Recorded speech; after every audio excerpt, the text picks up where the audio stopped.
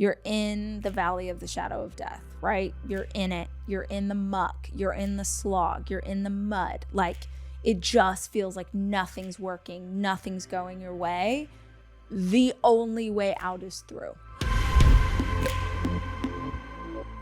Hi guys, it's Rach. Welcome to another episode of the podcast and a little bit of a different change up in the way that I normally shoot these conversations. We changed the office around. We changed the studio around, which is where I work, as well as where I shoot the actual, I'm looking over here, you can't see what I'm looking at, but this is where we shoot our interviews for the show. And we changed everything around and I really loved it. I love my new calendars behind me. If you guys can't see this, you can go watch this episode on YouTube and check it out. It reminded me of the setup at the very beginning of this show back in 2017, when Jack and I were just trying to figure out how to get audio recorded and then put it up on the internet. And I don't know if any of you were around back then, but I used to sit at my desk and record the show, and I would record in kind of like whatever I was wearing that day,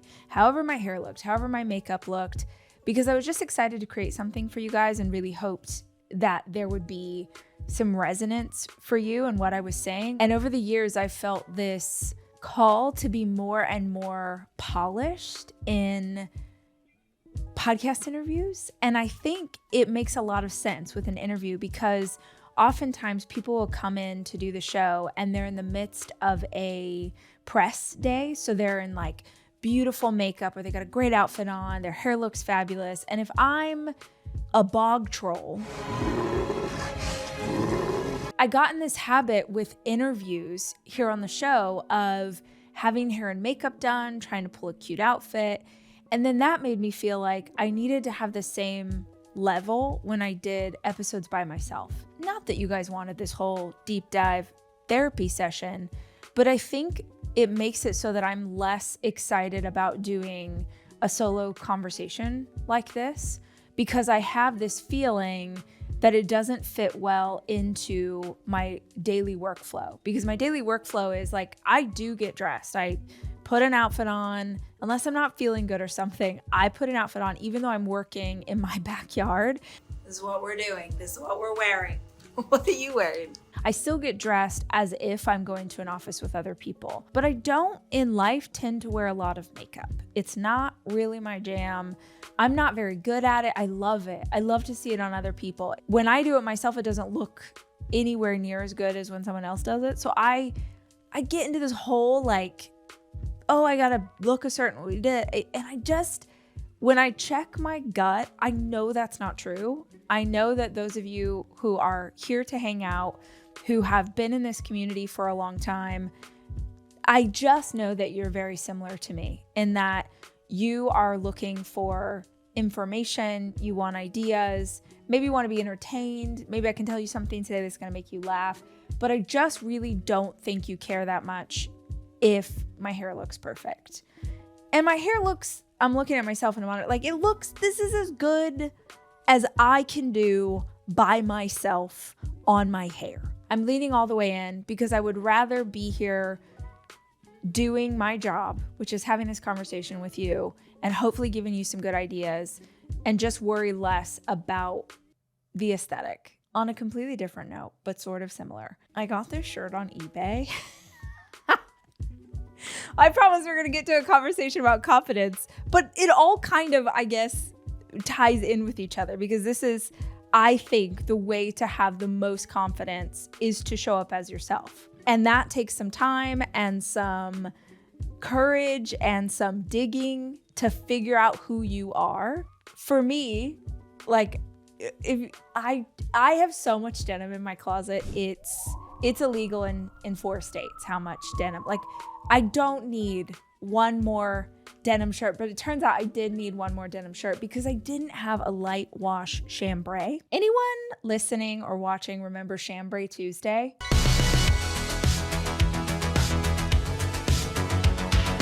I'm not going to explain it, but if you know, you know. All of that to say, I went on eBay and I love Ralph Lauren. I love Ralph Lauren. I've watched the Ralph Lauren documentary 5 times. I am realizing that I for sure have gone off about this documentary before with you guys, but if you haven't seen it, please go watch. Anyway, I love Ralph Lauren, and I was watching the documentary again. I was like, oh, I don't have a light wash chambray, but I didn't want to buy it new because we love, but she's expensive. And I actually think that his older stuff is kind of what I aspire to more. So I go on eBay, $40 vintage Ralph Lauren. I wore this last night to go to the theater and I just felt like $1,000,000. Sorry, I just went on a crazy tangent. See, sitting at my desk with you guys, which is covered in the paint splatters of my children doing art projects on top of it, that has like the rings. I like this better.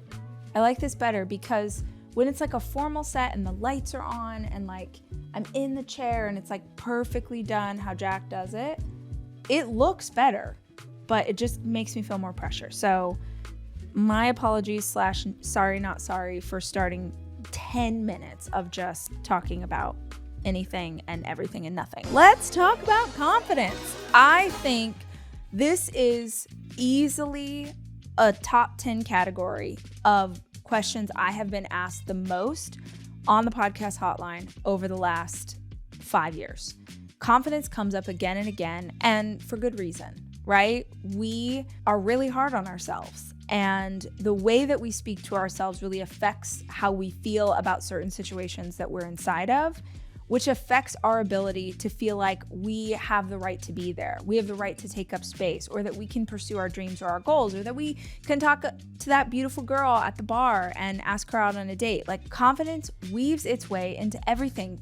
Parenting, being a good teacher, feeling good when you're taking a test for your college exams. Like, it is such a big part of life. So it makes sense that it comes up over and over.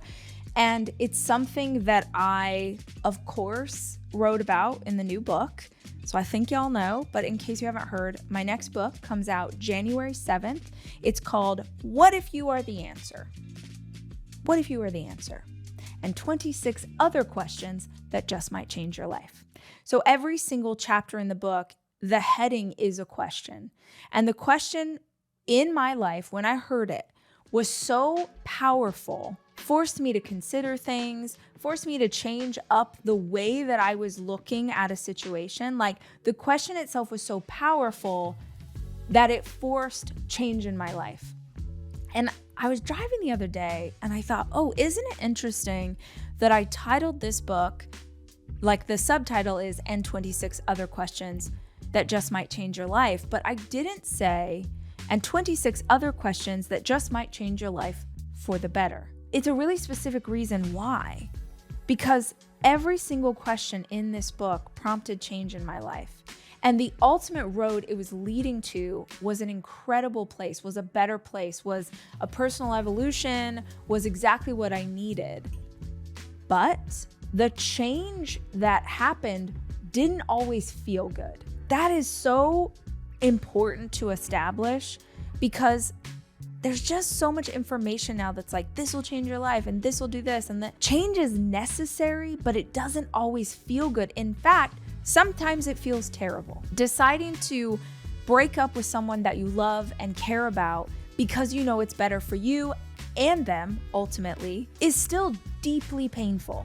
Deciding to move to another city because you're really excited about college or a job or an industry that you want to be a part of. That move can be such a good thing, but like leaving behind your family, your best friends, the city that you know, the place that you feel comfortable, that's not easy.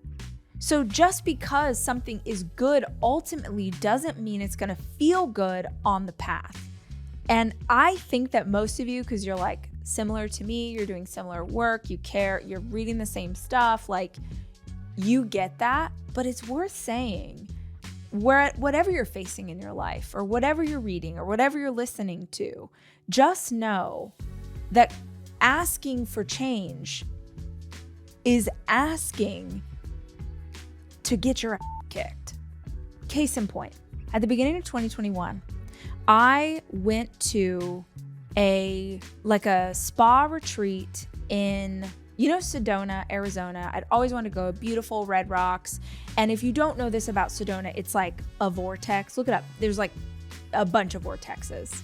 It's like spots in the earth where the energy is so strong that it creates some kind of vibrational whatever. Google Sedona at all, you're gonna find it's very woo-woo, it's very hippie, it's very get in touch with the earth. The earth energy is incredibly strong there. I don't care what you believe, you cannot go to that place and not be like, whoa, some stuff goes down here. I had always wanted to go. It was the beginning of 2021.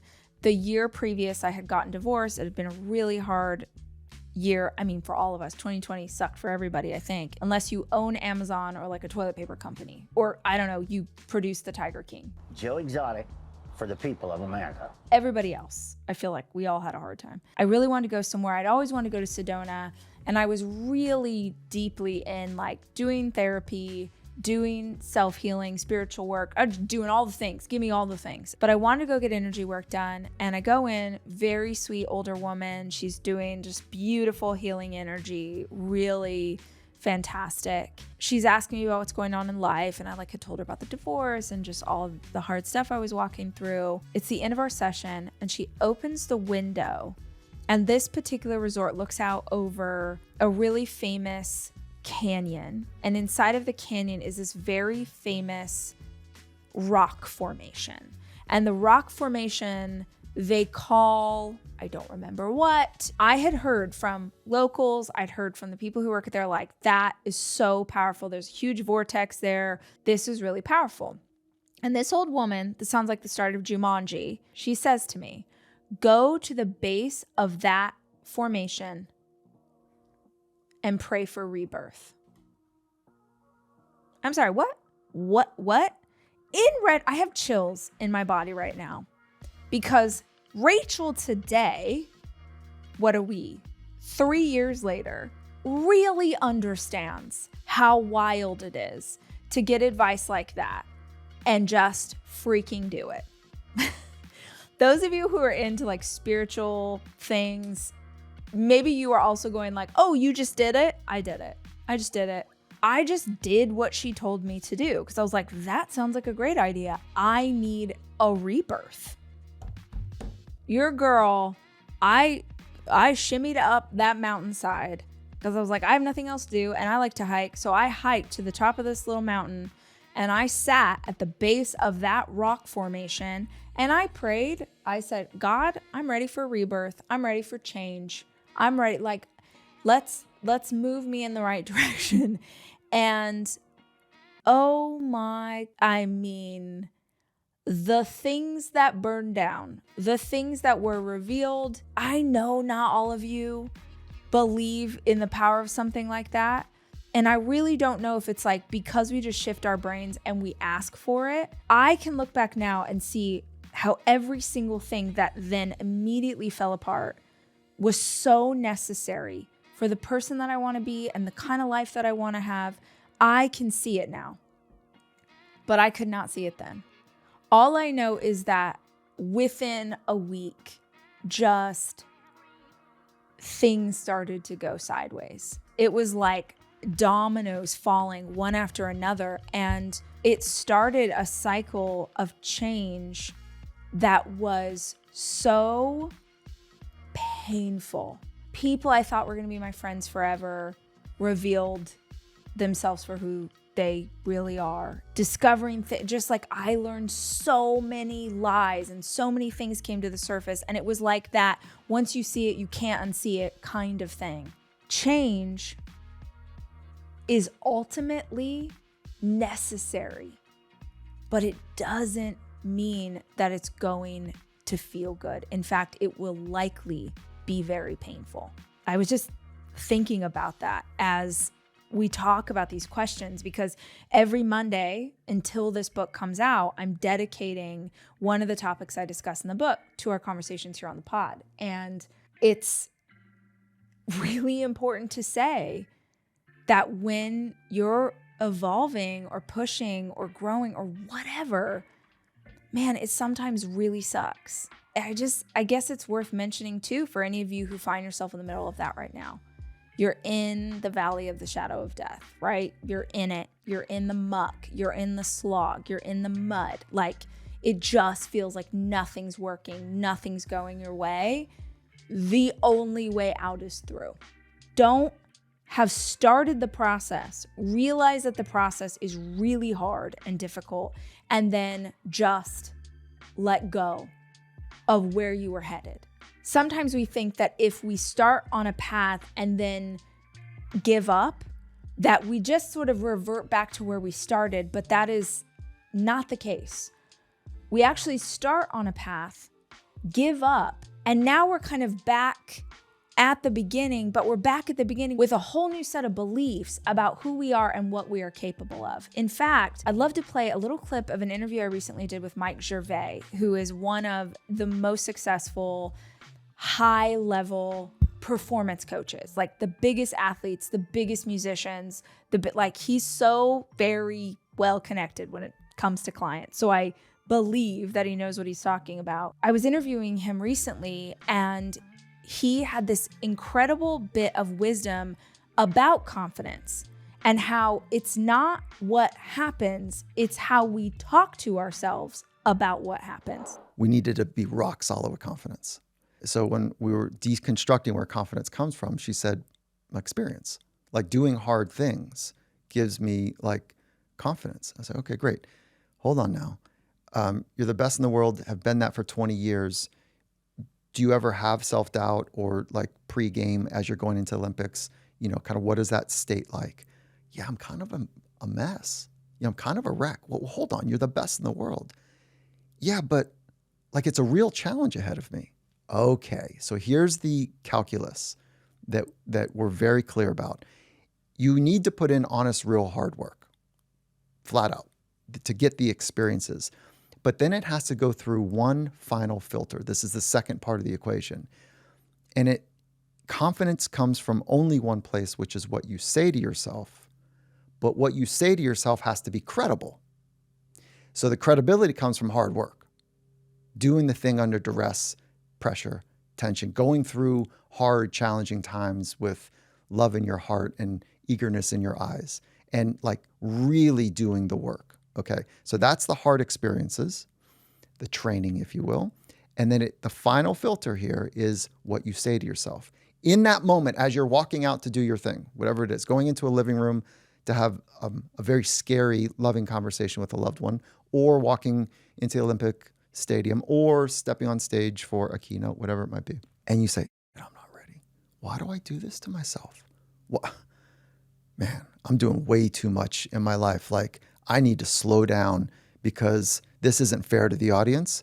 I don't know exactly how I want to get the main, oh man, my heart's pounding. Don't let anyone know. Hold on a minute. Like, I just got to find a quiet spot. Okay. That's pretty common, right? So it's all through the filter of self-talk. What I'm saying to myself, here's the calculus now. I'm mapping the challenge in front of me to my internal skills. And the internal skills are based on two things: my level of preparation and my sense of readiness. And all of that is through the filter of self-talk. I have thought about that actually a lot since Mike and I sat down, because if that really is the key component, it's not what happens, it's not what we fail at, it's not the experience we go through, but how we talk to ourselves about what that was, that really gives us number one, a very handy tactic, like a very easy thing to reach for, to catch ourselves going like, oh, see, you shouldn't have tried. Like, you should have known better. You should have known that you could never do blah, blah, blah. Catch yourself in that moment and flip it like, oh, you know what? Good for you. You tried. Good for you. You tried to run 2 miles today. And yeah, okay, we only got 1.1 miles in, and we wish we would have got 2, but like, you know what? That's more than we did 2 weeks ago. So yay us. Like, how you talk about yourself and how you like self-coach in those moments is what creates your mindset, is what creates that belief system that allows you to keep trying to do courageous things. I really think that ability to self-coach or to talk to yourself in a loving, kind, motivational way instead of mean, oppressive, the voice in the back of your head that tells you all the ways you suck. The ability to flip how that voice speaks to you, how you speak to yourself. It's like these two sides of a coin, right? It's like who you are, but also how you see yourself. The closer who you are and how you see yourself can align, I think the better we become at doing that self-coaching, meaning you see yourself as who you want yourself to be.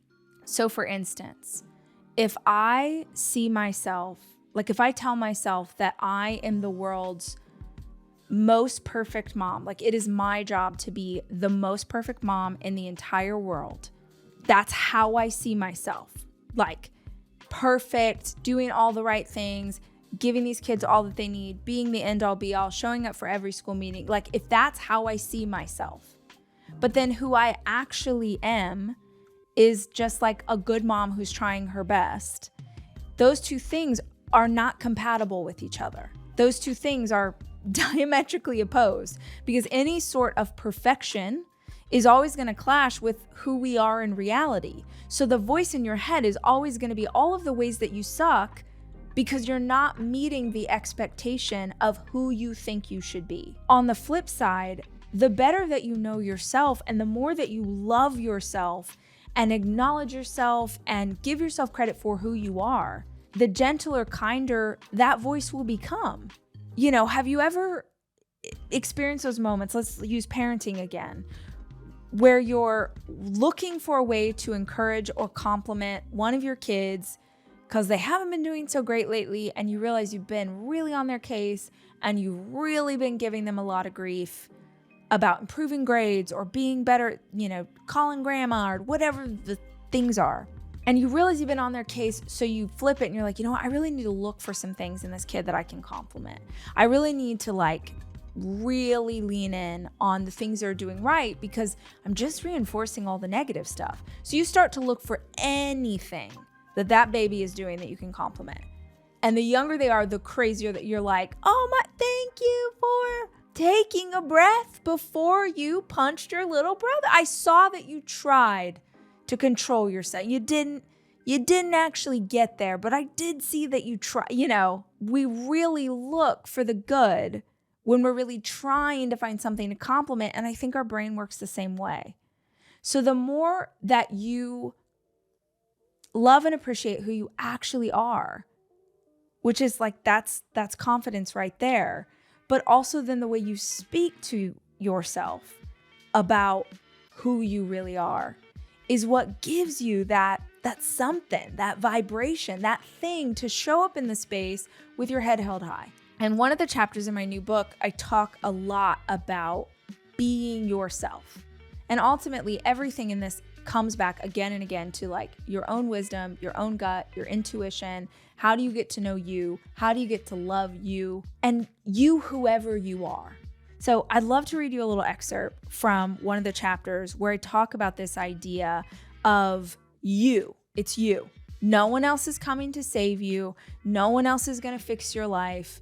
This is you, and who you are is awesome. How do we take the parts of yourself that you really dig and keep expanding on those, and then use that confidence that comes from making great choices, from really elevating in the areas you're already doing well? How do we use the confidence of that to allow you to strip away some of the things that should not be in your life? So I'd love to read you from a chapter, if that's cool. Your life. Yours. Not your mama's life or his mama's life or your favorite influencer or your favorite saint. Your life. What do you like? What are you into? What do you think would be rad or magical or fun or outrageous? Do you even know? Because most of us walk a tightrope between the calling of our heart and what other people expect and will accept from us. When the fear of judgment is so deeply ingrained, it's possible you've never even considered what you like or who you really are. Maybe you've never considered who you really are because you're so damn fantastic at being who everyone else thinks you should be. Disregarding your true nature in order to be a more likable version for someone else is sneaky. We often don't actually realize it's occurred until we're deeply inside a life we just sort of went along with. I'm convinced this is actually what's happening when someone goes through a midlife crisis. It starts with a dullness of spirit that catches us in quiet moments. Is this all there is? Asks the voice in our head. The quiet desperation in that single thought is so visceral, we shut it down immediately. Instead, we pour a glass of wine, or dream about the next vacation, or plan a remodel of the kitchen cabinets, or maybe we should just sell this house and move somewhere else. Distractions, every single one. Distract yourself, or numb yourself, or deny yourself. Do anything other than face yourself. Distract yourself enough, and this whisper will get even quieter. Distract yourself enough, and you'll make it through your entire life, a creation of someone else's opinions and your unwillingness to challenge the norm. I actually accidentally picked an excerpt that was kind of tough love, but maybe someone needed to hear that today, because I think I did at one point, maybe at many points. Like, I was so unsure of my own ability to be myself, to function in this world, and to be God, just like desperate to be liked and desperate to be loved and desperate to please, that I didn't know I was allowed to be myself. And I think it's totally impossible to feel confident when you are pretending to be someone you're not. Like, sure, you can show it, right? You can fake it till you make it. You can like have the posture and do the thing, but authentic confidence comes from that willingness to sit comfortably in your own skin. And that starts with you knowing who you are. I dig into that in one of the chapters of the new book, which is out January 7th, and you can pre-order copies now. And we are doing a super sick pre-order gift that will start in November. So if you pre-order now, don't worry, you'll still get the gift. And I really think you guys are gonna like it. I was reading through interiors. I had to sign off on what the interior of the book looked like. And I was like, dang it, I'm really proud of this. I really, it's exactly what I want to put out. I just feel so good about it. So I hope you guys are gonna love it. We will be back soon with more conversation. Obviously, we're so excited to be on this journey with you. I hope that gave you a little insight on how to feel a bit more confident in being yourself. Until I see you next time, as always, I love you and I'm rooting for you.